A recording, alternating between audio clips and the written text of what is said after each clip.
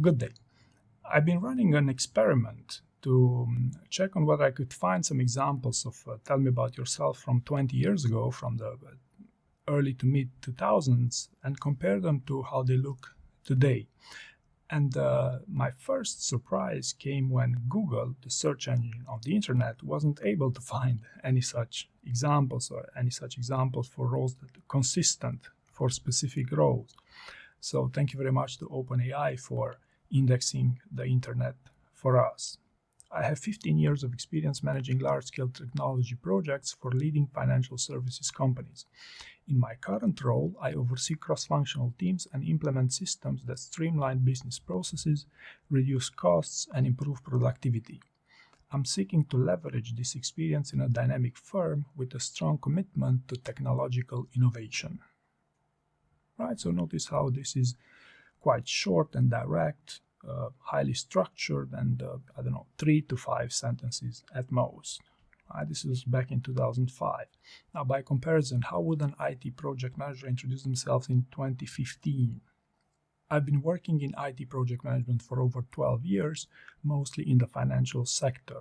I specialize in leading cross-functional teams on enterprise software rollouts, and at my current company, I oversaw a successful 8 million transition to a cloud-based platform.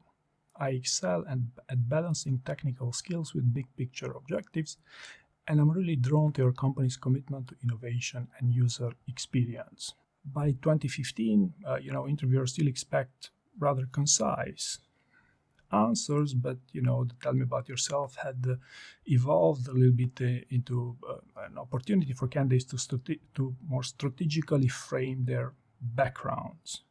Okay, so while their answers were slightly longer than in 2005, they were still,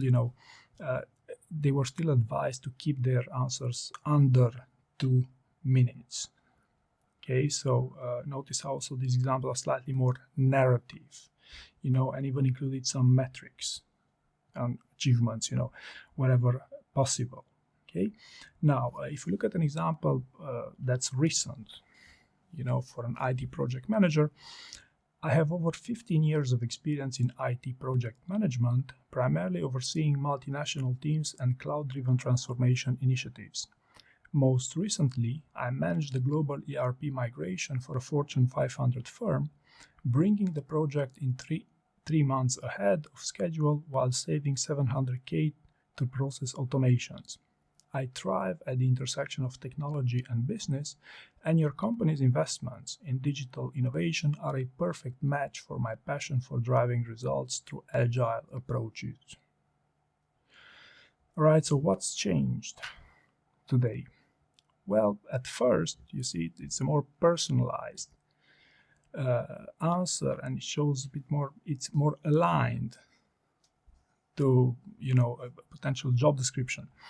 So they also, candidates tailor their answers to their company's mission, vision, and values, or leadership principles in other places, right? So also candidates often reference the company or position directly.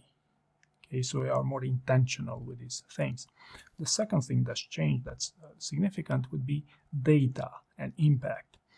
Okay, so notice how in the first example back in 2005, they didn't contain any metrics, any interesting results there, whereas the latest one has quantifiable results and specific metrics. Saved $700K, 15% increase in margin, this type of things. Okay, third evolution would be, leadership philosophy and soft skills.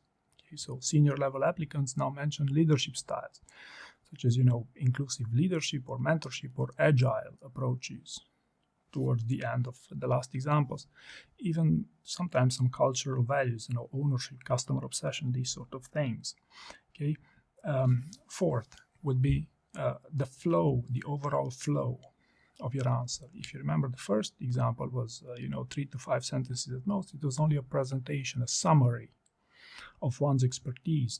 While nowadays, answers flow more like a concise story mentioning a career trajectory, point of pride or impact, and what motivates them about the next opportunity. Okay, so notice the flow here, even though I wouldn't recommend you go storytelling with these things, except you know what you're doing, of course, but it must have a flow. Okay. Point number 5, which is something I'm getting a lot of heat from some, is that answers are tend to be longer. Okay, so I advise people to have longer, convincing answers in job interviews.